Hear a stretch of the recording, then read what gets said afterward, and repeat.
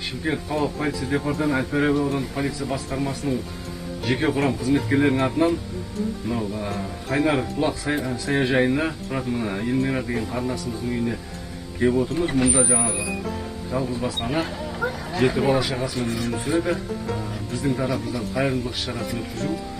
Бұл жағдай әлі де алдағы уақытта жалғасын табады. Рахмет осы қоғамдарға, Әл-Фараби аудан басқармасыларға, осындай біз сияқты мұқтаж адамдарға жәрдем беріп атқан 7 бала шағам бар мәне.